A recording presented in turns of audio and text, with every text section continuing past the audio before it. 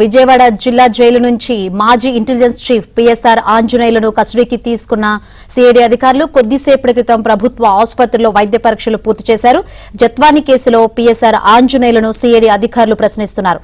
ఇదిలా ఉంటే నిన్న కస్టడీకి తీసుకుని వైద్య పరీక్షలు నిర్వహించిన సమయంలో హై బీపీ కారణంగా విచారణను వాయిదా వేశారు. దీంతో ఇవాళ ఆయన అదుపులోకి తీసుకుని విచారణ చేస్తున్నారు.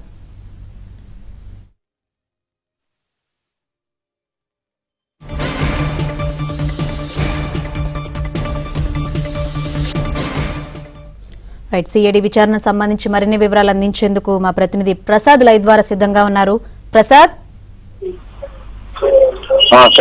ఈ రోజు ఐపీఎస్ సీనియర్ ఐపీఎస్ అధికారి పిఎస్ఆర్ ఆంజనేయులను వచ్చేపు సిఐడి అధికారులు తమ కస్టడీలో తీసుకున్నారు.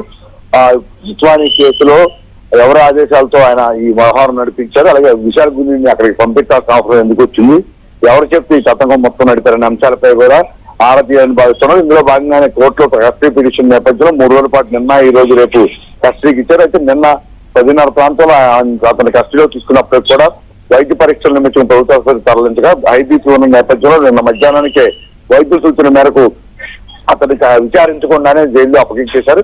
అయితే ఈ రోజు మాత్రం ఉదయం 10:30కి మళ్ళీ అదుపులో తీసుకుని వైద్య పరీక్షల అనంతరం సిఐడి కార్యాలయానికి తరలించారు. ప్రస్తుతం విచారణ అయితే కొనసాగుతుంది. ప్రధానంగా అతని నుంచి సమాచారం కొంత రాబట్టాల్సి ఉంది. అందులో ప్రధానంగా ఎందుకంటే జిత్వానికి సంబంధించి ఎక్కడ కూడా ఆయన సర్వీసులు ఎక్కడ కూడా జిత్వాని ఎక్కడ ఏ కేసులో కూడా అతను తగలలేదు, సంబంధం కూడా లేదు.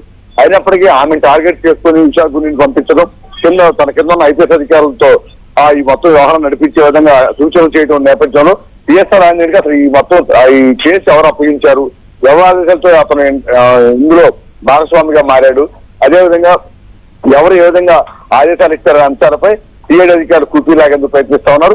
అయితే ఆంజనేయుల నుంచి ఇవాళ రేపు 2 రోజుల సమయంలో కొంతైనా సమాచారం కాబట్టి తద్వారా వైసీపీ కీలక నేతల నుంచి వచ్చిన సమాచారం మేరకు పిఎస్ఆర్ ఆంజనేయులు, ఎందుకంటే అప్పట్లో ఆయన ఇంటెలిజెన్స్ చీఫ్ గా ఉన్నారు కాబట్టి చిన్న వారు చెప్తే వినే స్థాయిలో ఆయన లేరు కాబట్టి వైసీపీలో కీలక నేతలు చెప్తేనే ఈ వ్యవహారం మొత్తం నడిపెట్టు నిర్ధారణకు వచ్చారు. అయితే ఎవరు నడిపారు, ఎవరు ఏ విధంగా ఆదేశాలు జారీ చేసిన అంశాలపై ఆయన నుంచి విచారణలో తేవాల్సిన అంశాలుగా చెప్తా ఉన్నారు. ఈ రోజు రేపు పిఎస్ఆర్ ఆంజనేయుల నుంచి వచ్చే సమాచారాన్ని బట్టి మరి కొంతమందిపై కేసు నమోదు చేయడం, తదుపరి విచారించడం అంశాలపై కూడా స్పష్టత వచ్చే అవకాశం ఉంది. Right, thank you Prasad.